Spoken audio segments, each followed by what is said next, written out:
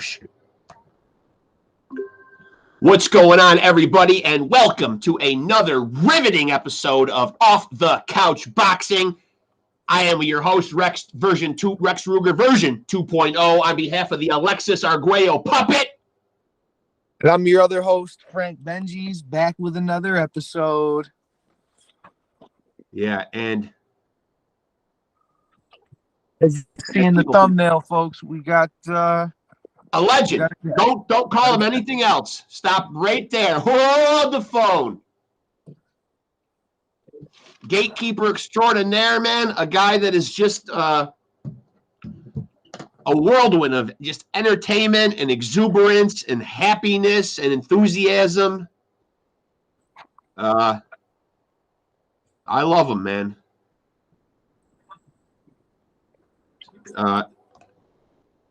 Certainly one of the all-time greats in my mind.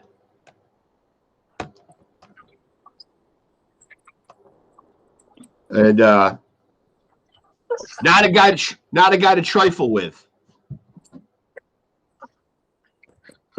We're here. We're on set. We're ready.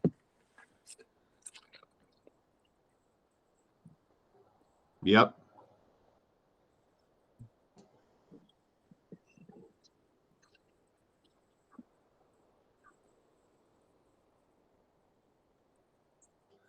Yep. And while we're waiting for him to come in here, man, like, let's just say that a lot of guys got in there and they were taking the distance. Pack a lunch when you're getting in there with Chop, dude. Yeah, you ain't putting him away. No.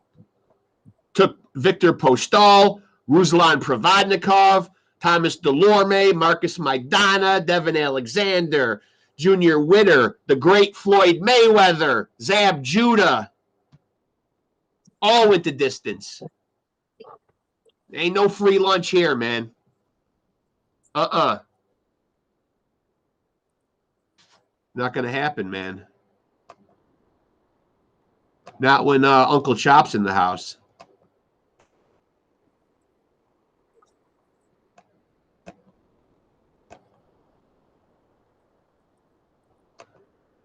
And hopefully, man, we will get him in here, man, shortly. While he tries to figure out this this horrendous thing that we call technology. Right.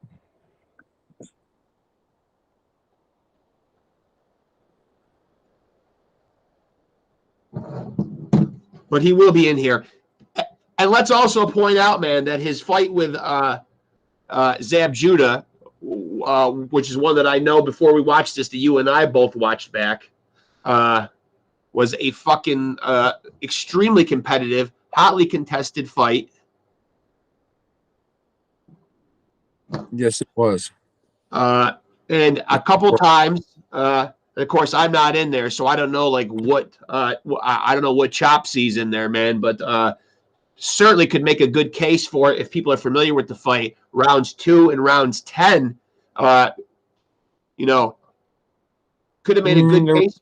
I think you're even missing another one too. I think there was a spot like round maybe 4 or 5 where Judah kept putting his face out there just like this.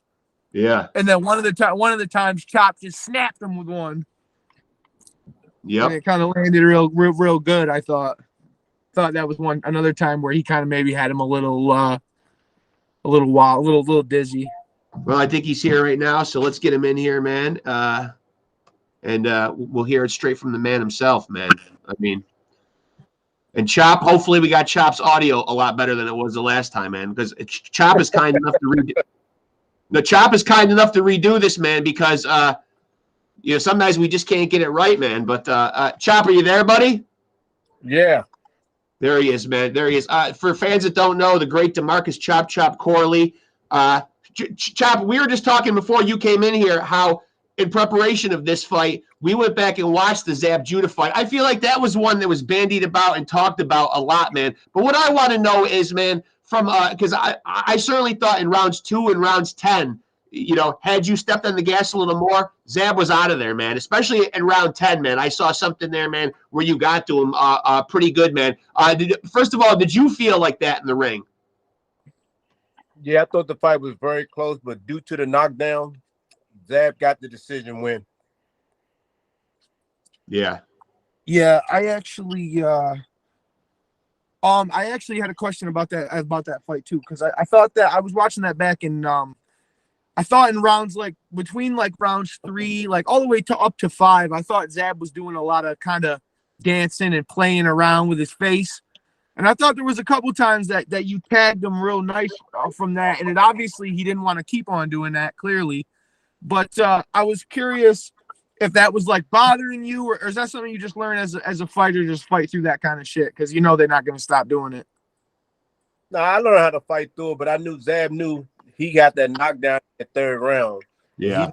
If he didn't get caught or get hit with anything devastating, he was going to win that fight by decision. Yeah. Right. That's why he kept running and moving. But and you know, and what was your mindset like? Because one thing that I really loved when you were making your way to the ring, man, you were extremely relaxed. But you know, you had gone through some, you know, some pretty traumatic stuff, you know, in that previous year. You know, tragedy in your family and stuff. You know, what was your mindset? Because you looked very relaxed coming to that fight. Was any of that weighing on you from a mental standpoint, or did you feel pretty good? Nah, I felt pretty good for that fight. It was personal with Zab because 6 months before that fight, me and Zab had a personal incident in Philadelphia At the Hopkins press conference. Yes. Yeah, so it was personal. And I went into the fight and I just wanted to fuck him up, period. I mean, hey. You don't punch nobody in the face at no press conference and think you're going to live to get away with that shit. That's personal. Yeah. Well. So then you can certainly understand what's going on now with Caleb Plant and Jamal Charlo. Obviously, you know, you touch a man's face in an unfamiliar way like that. Like, you understand a guy getting pissed about that. Man, to the day he died, he should get his ass back. But you know, certainly though, that was a highly contested fight, and yeah, it was pretty well known that was personal. How about post that fight though? You know, have you and Zab Judah, you know, ever kind of met through your travels and buried the hatchet, so to speak?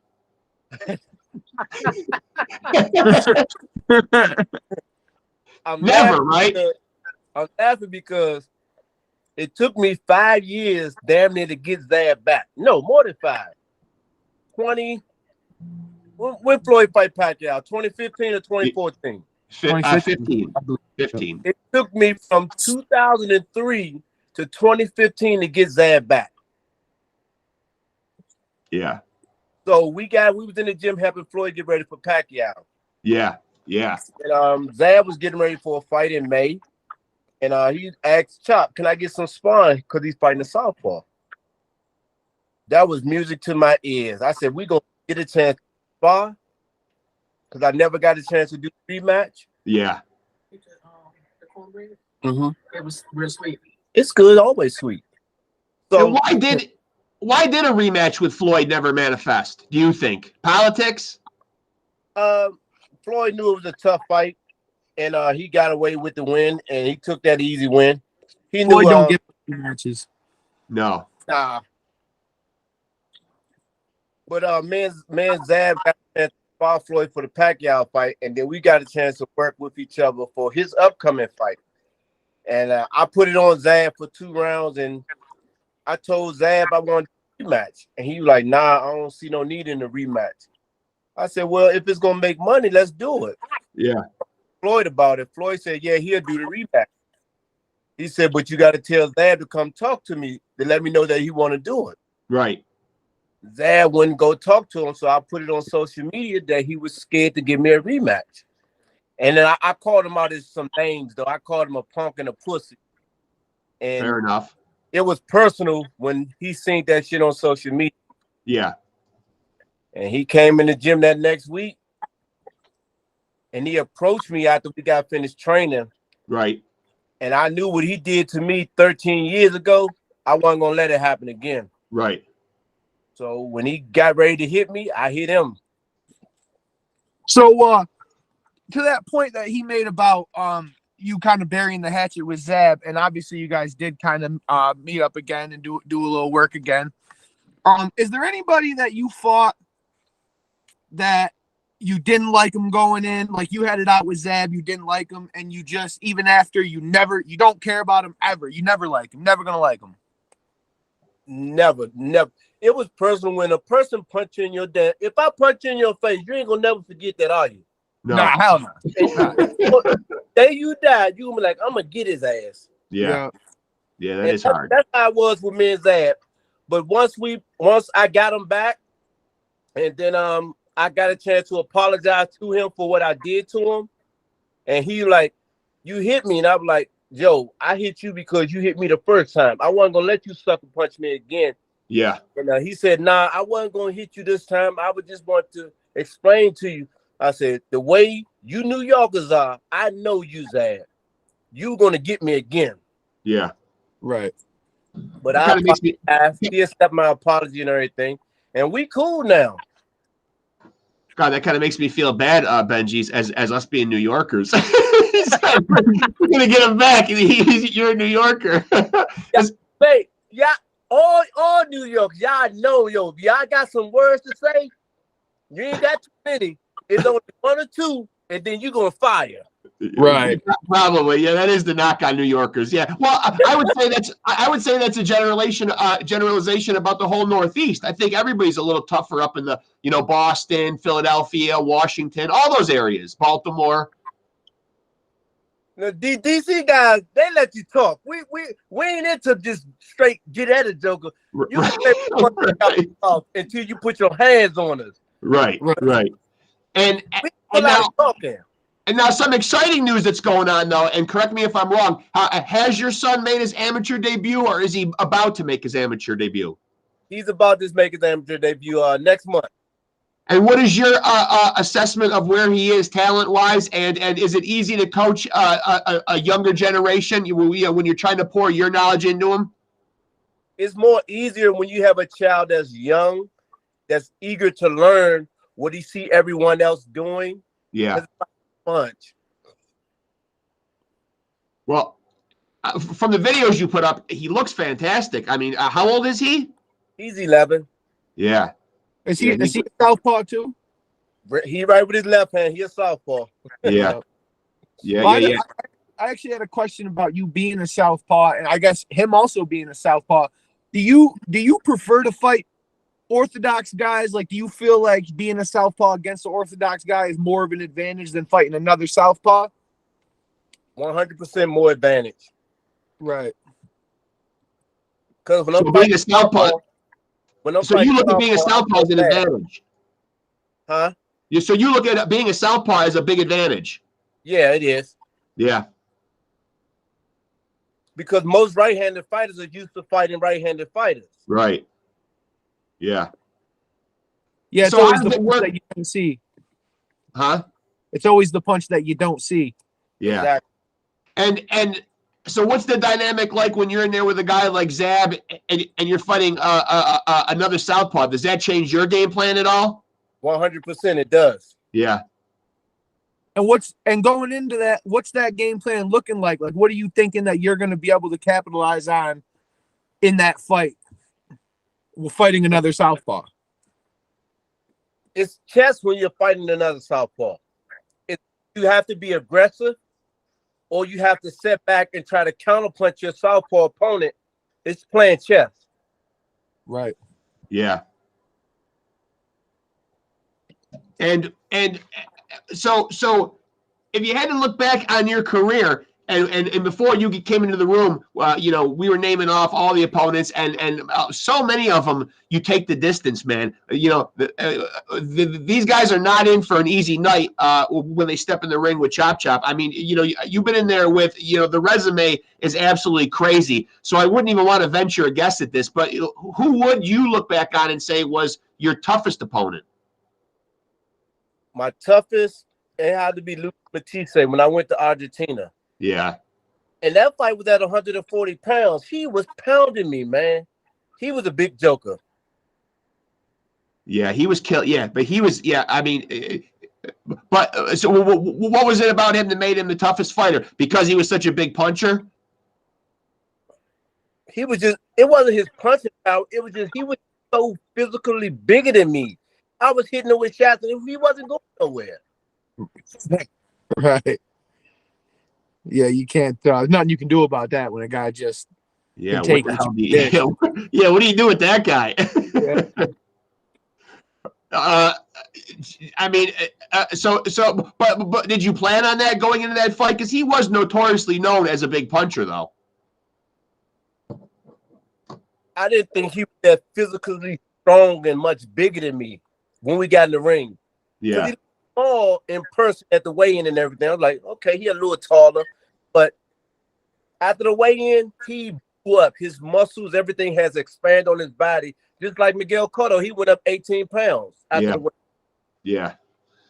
And when you get in the ring with, obviously people are certainly going to remember you getting in the ring with Floyd Mayweather, because everybody keeps track of everything that Floyd Mayweather does, apparently. And so when you get in the ring with Floyd Mayweather, is there anything special that you do with the game plan going in to fight him? One thing you can't do is play chess with Floyd. Yeah. He's a real thinker. And you got to go in there and make him fight nonstop. Just completely just throw punches, hit him anywhere you can, on the hip, in the dick, in the balls, the back of the head. If you're throwing punches, that don't give Floyd a chance to think. Yeah. Yeah. And Madonna, in the first fight, Madonna was doing good. Yeah. Very good. But the second fight, he let Floyd think, and he was trying to think also. You could argue that Maidana won that first fight, but then everybody pulls up them CompuBox, and the minute you see that he didn't actually land quite as many as Floyd landed, everybody's mind kind of shifts. That's why I'm not really always a fan of CompuBox, because I feel like it doesn't really always show how the fight played out. Yeah. It can make a guy who fought a great fight look like he fought a shitty fight, just looking at those numbers. The percentages and all that stuff. But so I'd like to ask you this, because 2023 has seen some huge fights so far this year, and we still got some more good ones before the end of the year. But I think the one that everybody got real excited about because of how long it marinated and took to happen was Spence and Crawford. Now a lot of people are saying that fucking Spence didn't look so hot. A lot of people are stepping forward saying with everything he's been through, he looks like he's a shot fighter, that he shouldn't fight anymore. What's your assessment on him as a guy that's been in there and done this, and you're on the outside and you're looking at him? It was a great performance he put on. He tried to fight the best fight he could that night, but Bud was just a better man, and everybody gonna always say the accidents played a part in it, which maybe it did, maybe it didn't. The eye surgery, Yeah. Maybe he had problems with that. What's done is done now. I think they're trying to do a rematch, and we're probably gonna see the same results again. You think so? Gonna say, on that rematch, I originally it was talked about it going up to 154, but now Bud's kind of reneging on that. So now they're kind of like the negotiations have kind of almost are at like a standstill, because Errol really wants to go to 154 and Bud wants to kind of stay at 147 now. Do you think at either weight, the same outcome is going to happen? If he fight him at 54, he's gonna beat him. Bud will still win even at 154, you're saying? Yeah, he will win. He will win. Yeah, I agree with you. I do. Yeah. Styles make fights, and Bud is just seems like a nightmare for a guy like Spence. I don't want to, man, because I love Errol. He's my favorite Yeah, fighter. I do too. Yeah, I love him. Yeah. But you gotta look at Bud, his style of fighting. He's very versatile. Very. Yeah, absolutely. Box, bang, move, counter punch, catch punch. Now, you've been in, well, you haven't been in there with Terrence Crawford, but you've seen Terrence Crawford and been in there with Floyd. And now that he's reached the 40-0 and possibly could become undisputed, already done it at two weight classes, man, could possibly do it at a third one if he fights Charlo or Canelo. Does he then supersede Floyd as the GOAT, or does Floyd have that position locked up for a while? I think he oversees at that point. If he go win at 54. Yeah, that would be impressive. Damn impressive. I mean, Yeah, that's crazy.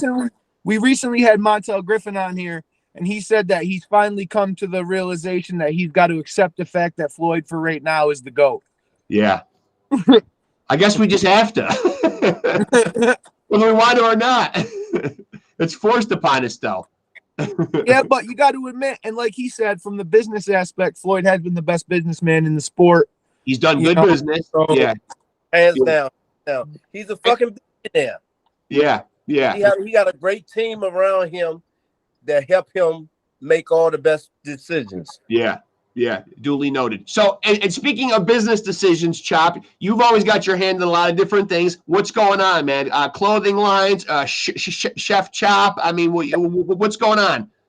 Yeah, Chop Kitchen. We're trying to develop that now. We're working on content, and eventually we're gonna get the YouTube going. I have my own season, so we got to patent that and put the season out there in the stores. Chop purpose season. And what did become of the little? I saw that your kids were trying to put up a franchise fried chicken up against your fried chicken. Yeah, my daughter Mercedes, she said, "Dad, a place called Hip Hop Chicken. They chicken good." I said, "It's really?" She like, "Yeah." I said, "Okay, so we going in the city because where would he go?"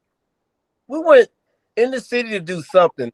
I said, "Okay, we're gonna stop past Hip Hop Chicken, and I want to taste this chicken." Because I love chicken. Yeah. Chicken 5 days out of 7. Yeah. I grew up on it. And my mother made it often and in numerous different ways, but often. So we went to Hip Hop Chicken. I got the chicken. We went to the fight. That's what it was, the amateur boxing. We went to the fight in Alexandria. And we stopped at Hip Hop and got some chicken. So I tasted chicken. So I had to tell, I said, Mercedes, you say this chicken is better than my chicken? The season ain't even good. She hurt my feelings with that. Yeah. I mean, come on, man. Your kid's got to have some loyalty, right? I mean. No, it ain't even got to be loyalty. If the chicken is better than mine, I'm going to say, look, that's some good chicken. You will concede. I ate other people's chicken in their house. I'm like, dang, your chicken good. You got me. Yeah. I'm like, yeah, you got some good chicken. And what would a Chop? What is the concept or the goal with Chop's Kitchen? Is this to be a full-fledged television show? We're working on that, but I want to come out with my own cookware, pots and pans, Chop cookware. Okay. I also heard you say in an interview that you were interested in possibly a coffee.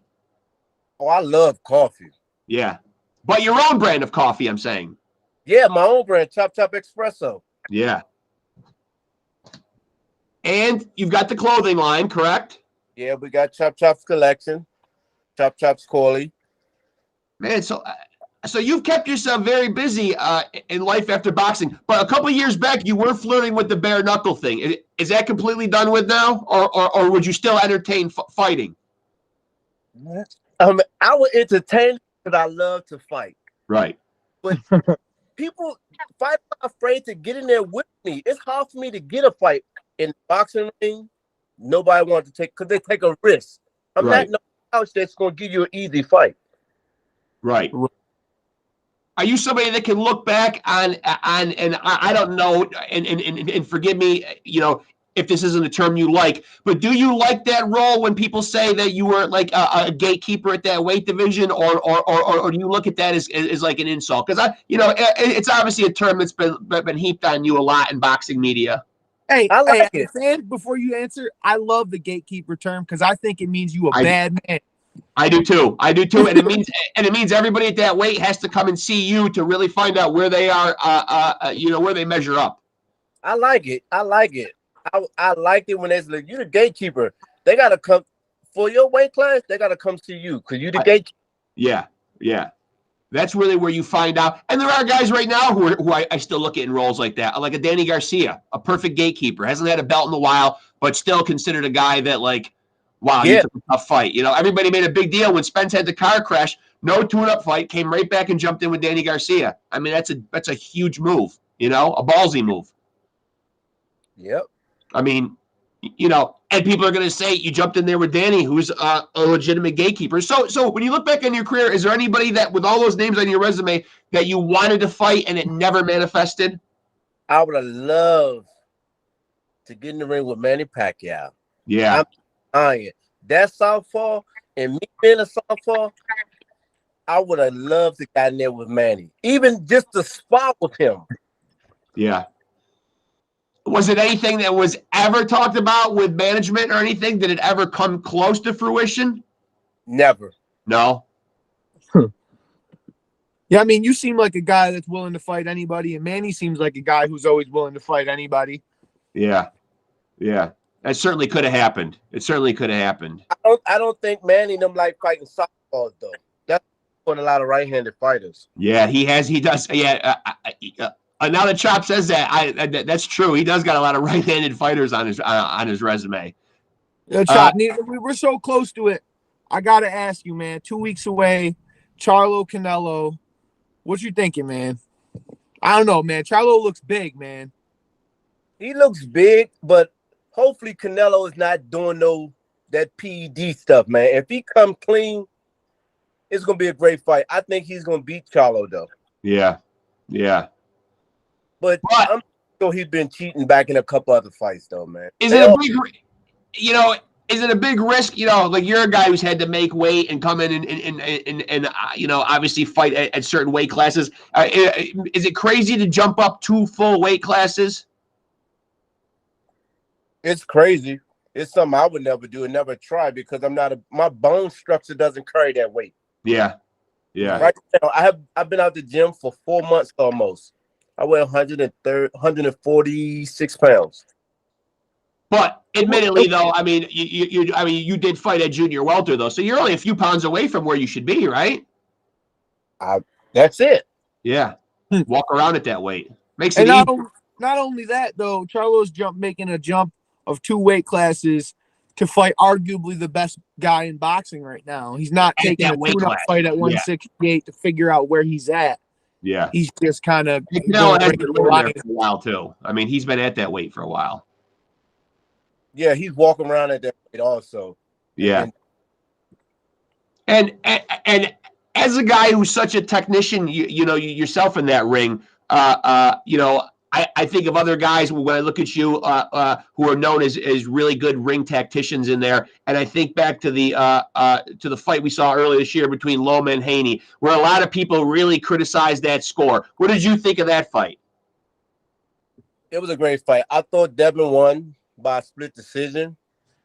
It wasn't a dominating fight. Lomachenko landed some great punches, but Loma wasn't the champion that night. Yeah, he was challenging. Yeah. And the challenger, he didn't do enough to take the title. So being as that you said that, is that kind of the mindset you have when Zab came in to fight you? Because you had the WBO at the time. Zab got the knockdown. That's why he got the fight. Yeah. I give him the decision due to the knockdown. Yeah. But I could tell, though, at the end of that fight, though, that you certainly thought you won that fight, though. I did. Yeah. Yeah, because even, admittedly, I didn't watch the fight because I would have been like 7 years old. Yeah. Or something. But I watched Does that make you feel old, Chop? I watched it back today in anticipation of talking to you again because I know that was a split decision and it was right before you fought Floyd. And, those are split decisions are always contested, Yeah. And, I thought there was a lot of swing rounds. Like, I thought there was a lot of rounds that you could have really, they were in the air.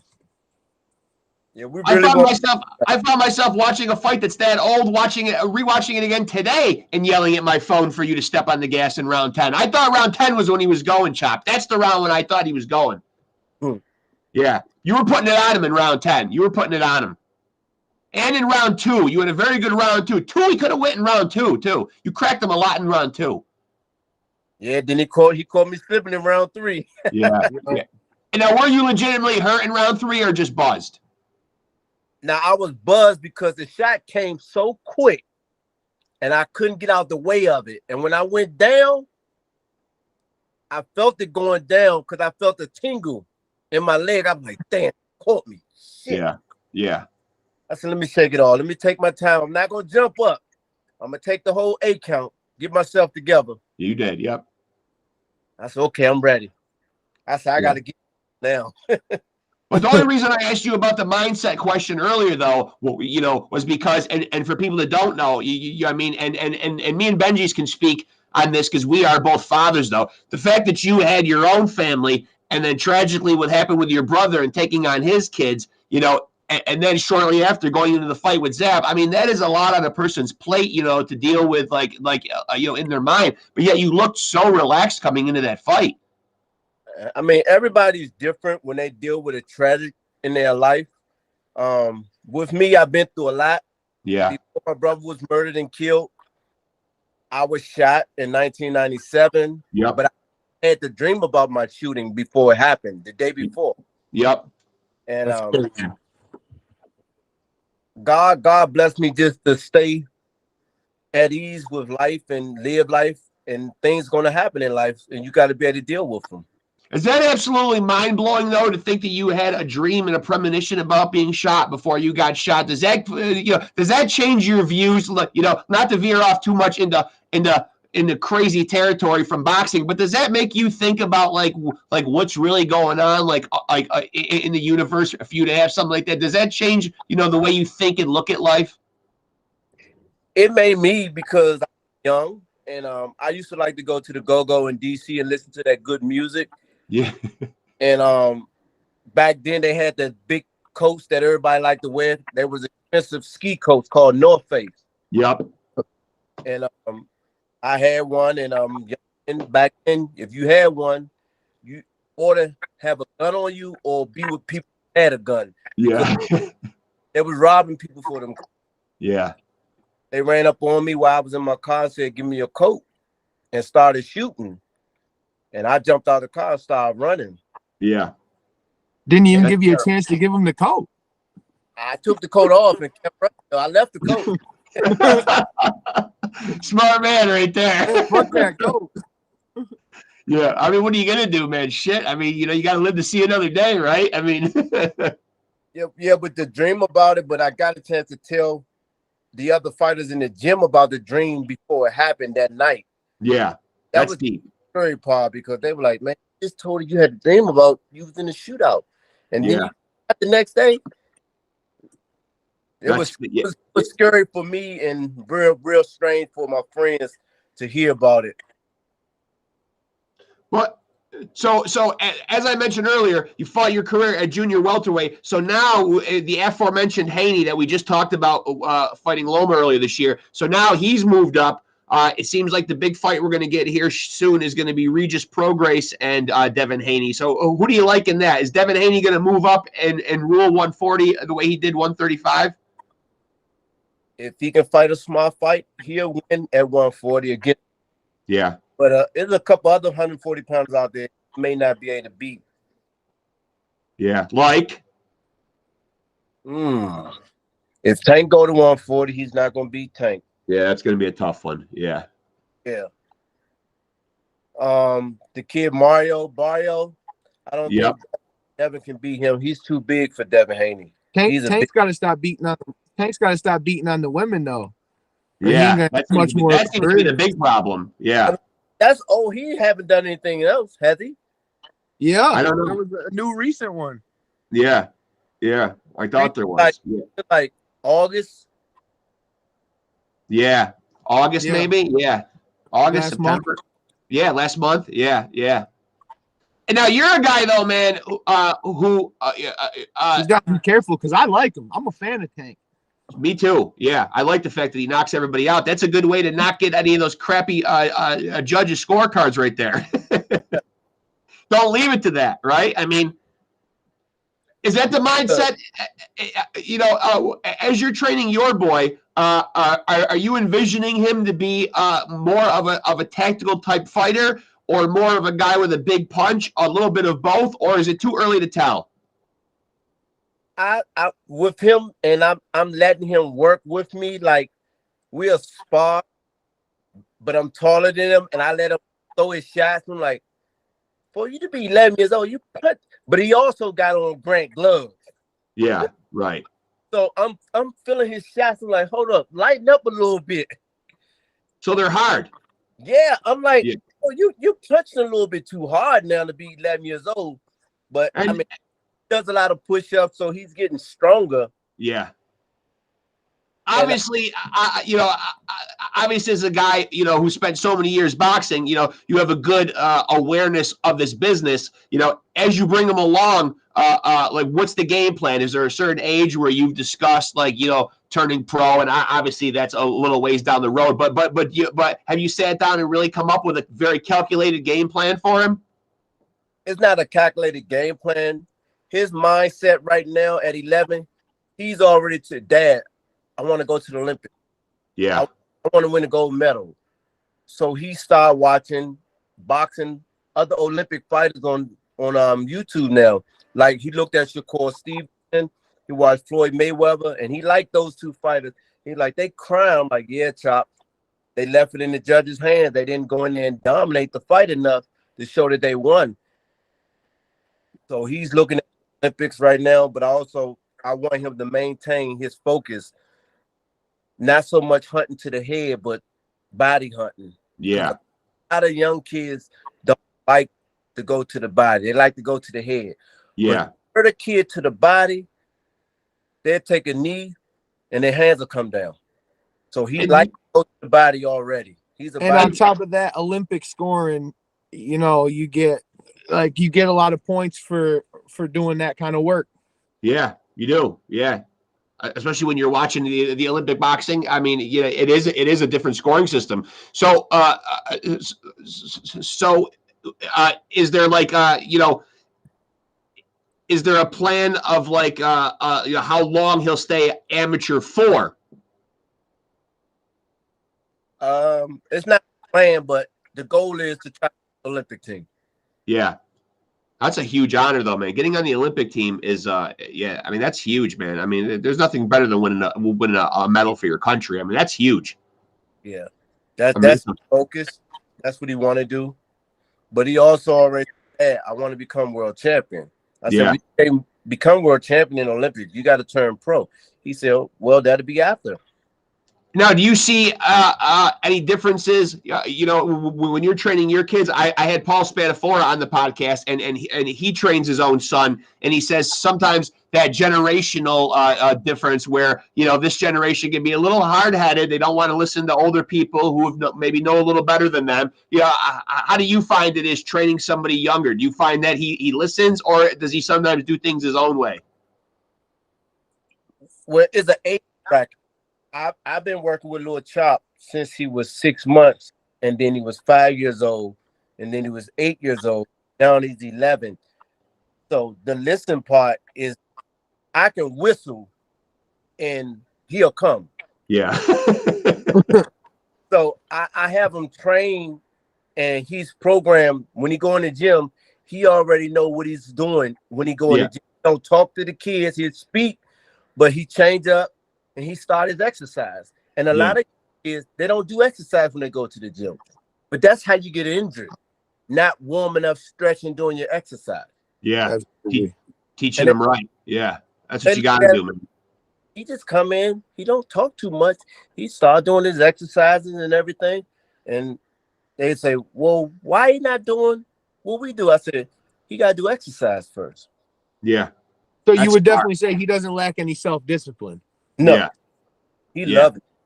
And that's what a lot of kids nowadays, in this newer generation of kids spoiled on technology and not wanting to get off their ass and be active, man. That's refreshing to hear right there. That's a good start right there, because that's something you can't really teach in kids, man. You know what I mean? Like, when they dig in and they have that determination, that's a rare breed right there. That's a good thing to have. Yeah, doing it at home, working with them when they're young, and you program them because they're not fun. Yeah. He road work with me. We don't run as long, but he run, and he has asthma like his father. Yeah, that's a tough thing to fight through, man. Yeah, so that kid's already, that kid already knows what it's like to be like under duress and fight through things, and that's going to pay dividends in the ring. Yeah, I'm working with him with controlling his breathing and everything. Yeah, because he has an inhaler that he has to use when the weather change and stuff, so he already understands. Asthma is a fight also, so you're fighting 2 fights now. So when do you anticipate he will be fighting? Next month, October. We waiting on them to find an opponent. Okay, that's good. So and it probably goes without saying that you will be somebody that will always be a fixture in your son's corner on any level that he fights at. Yeah, either in the corner or outside the ring. Yeah. Well, that's good, man. That's good, man. I mean, Jesus, man. I mean, who better, right, Benji's? I want Chop in my corner, for God's sakes. No, before we get Chop off here, ask him those. You had that little thing you want to do with him, the 5 rounds.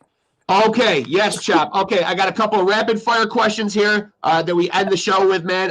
Don't think about these, Chop. Just throw out the answers, okay? Go. Prince or Michael Jackson? Prince. Who won the fight, Hagler or Leonard? Hagler. At 140 pounds, who would you rather be in the ring with, Gaddy or Ward? Got it. Here's the tough one right here. Jordan or LeBron? Michael Jordan. There you go. See, you heard it right from him first. And the last one, because you are a chef, Gordon Ramsay or Anthony Bourdain? Gordon Ramsay. He went with my man Gordon. And just to put it in perspective right there, because he is my son and doesn't want to believe me on this, Chop, Michael Jordan is the greatest. There. Chop even told you. Hands down. Yeah, hands down. Even a hands down. This generation doesn't understand, man. Different defense, different time, Chop. They were always going to say the newer generation come like LeBron James, Kobe Bryant. Yeah, that's a new era. Yeah. He's the greatest of this era, man, but Jordan is the greatest of all time. That's what we talk about with GOAT. That's what the T stands for at the end. All time. Right?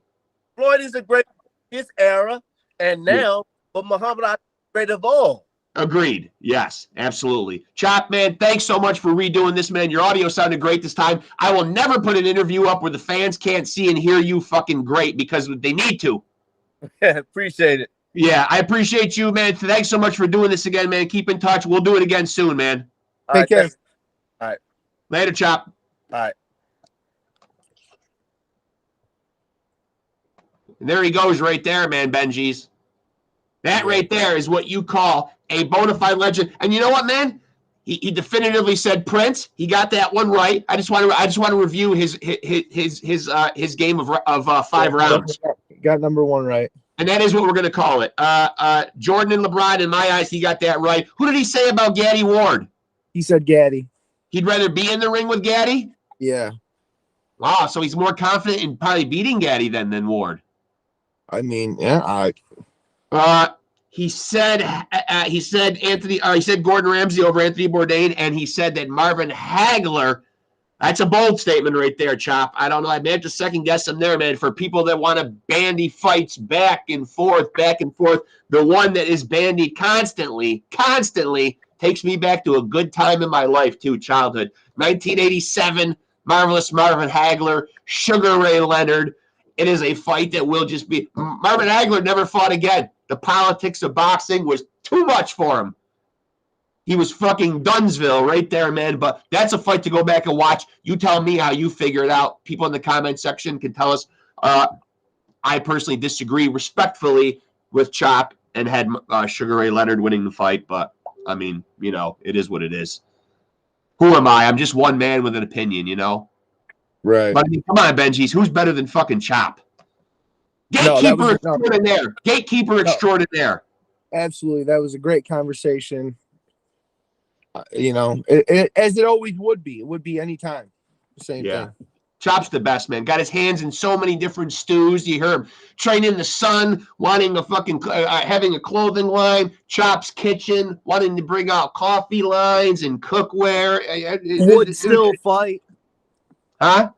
Would still fight. Yeah.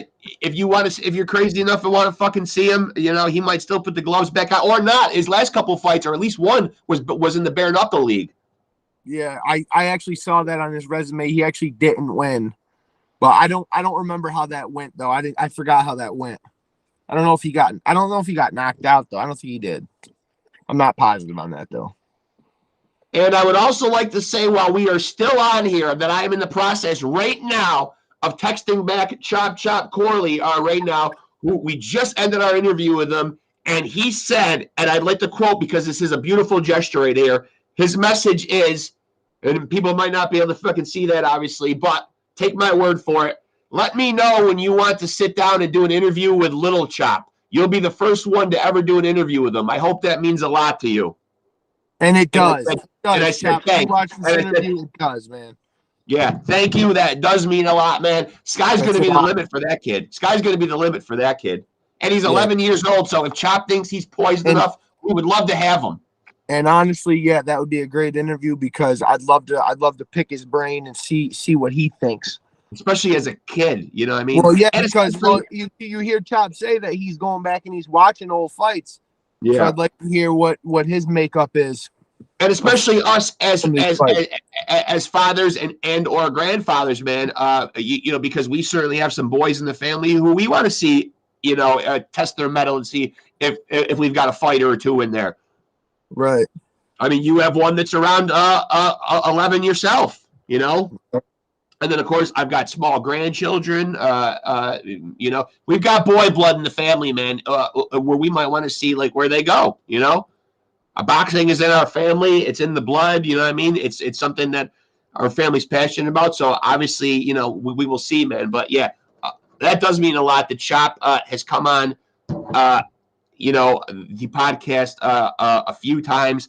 And for people that might not know, we had an interview in the can with him about 2 weeks ago, but unfortunately, he was using AirPods. The audio was not where we like it to be, and we want to put a good quality interview and product out here, man. And we want the fans to see and hear Chop, you know, perfectly. Because Chop's got a lot to say. Chop's got a lot of experience. Chop's been in there. You know, I don't got to tell people, man. Boxing fans that are tuning into this know his resume. Say what you want about the win-loss record. He's won more than he's lost. That's what matters. Knocked a lot of motherfuckers out. And more importantly, I think right up there with being deemed the champ, I think being a gatekeeper, a huge and prestigious honor when you are seen as that guy who is the litmus test. Absolutely. Yeah, and that is a huge honor. I will say it right here. I'm glad that text message from Chop post-interview just came in, you know, so people can really see, you know, how much reverence and how much adoration and love we have for these guys and the passion of what they do, man. That's how we approach the interviews. That's what we're most proud of here and Off the Couch Boxing, man. So for Chop to say, hey, here's my boy, man, on the come up, and I want you guys to fucking be the first ones to chop it up with him, no pun intended. Right. Yeah, that's a great honor. And yeah, I love Chop for that. A great gesture. Yeah, a great gesture. Nothing but love and respect to the champ. Yeah. And sky's the limit for Little Chop, man, because you know, he's going to have his father's brain to pick, which is a wealth of downloaded, phenomenal, one of a kind fucking knowledge, you know. And with all that being said, and it is a lot. It is a lot. Alexis Arguello agrees.